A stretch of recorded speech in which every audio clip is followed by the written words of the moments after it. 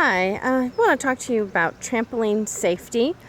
So many families get trampolines for their kids when they're pretty young, and a lot of times people don't have experience with trampolines, and accidents can happen, and we don't want that. So I'm going to go over some things. Obviously, you get a lot of information from the company.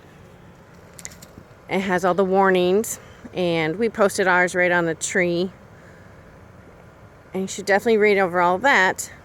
But I want to also maybe give you some other helpful hints that might prevent something bad from happening. You want to have a good stable way to get up and onto the trampoline and off.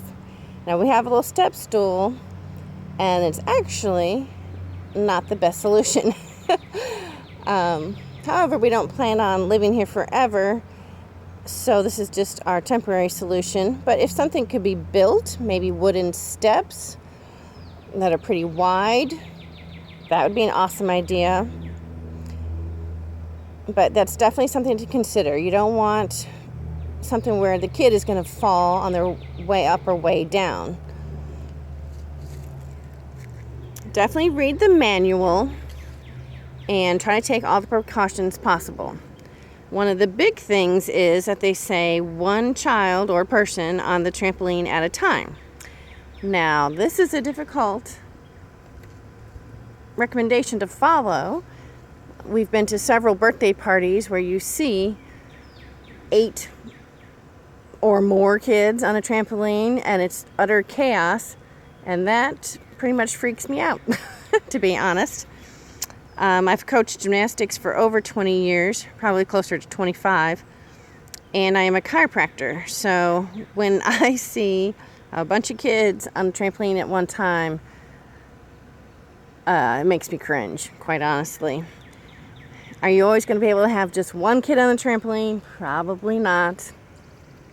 But if you teach the kids safety and teach them some cool things to do, certain jumps and tricks and skills, and teach them certain games to play, then they're more apt to do that kind of stuff than just play a pushing and shoving game or whatever. So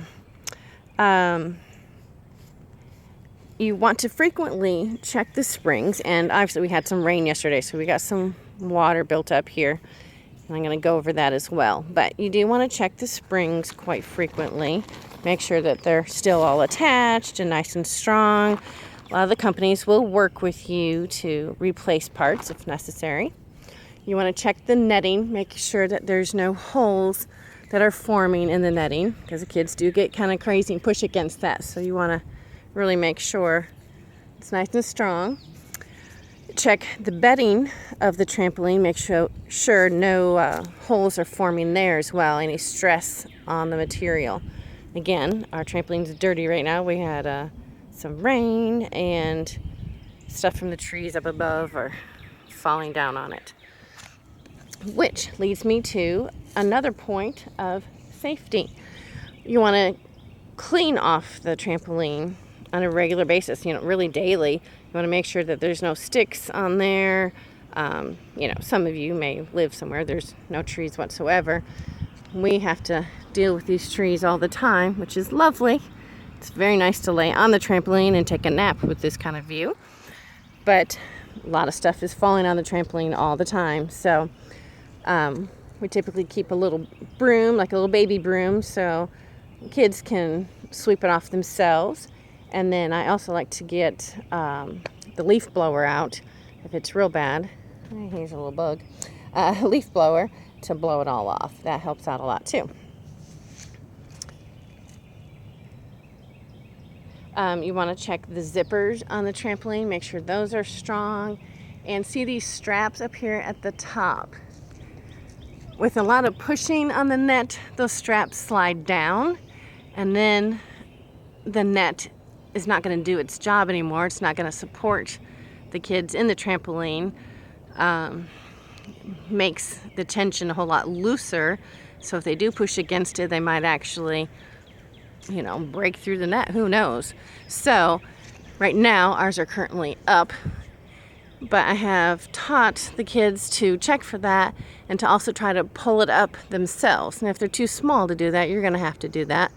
But these black straps right here is what you want to make sure that are on the top and they haven't slid down to the side.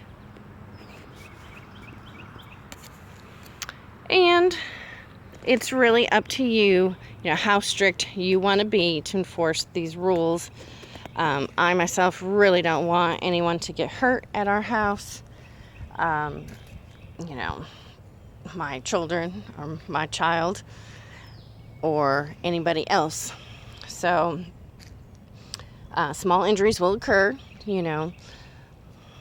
once in a while, but you really want to prevent the big ones. So be tough, be the bad person sometimes.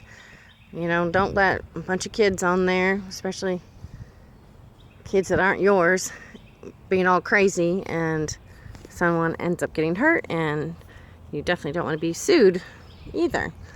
So it might be a good idea to talk to the parents when certain kids are coming over to your house and tell them what your rules are. That way, if, God forbid, something should happen, you did do your due diligence and lay down the law and told your rules and all that. So the most important part is to have fun, and there will be more videos coming up to show you how to have fun that is more safe than crazy.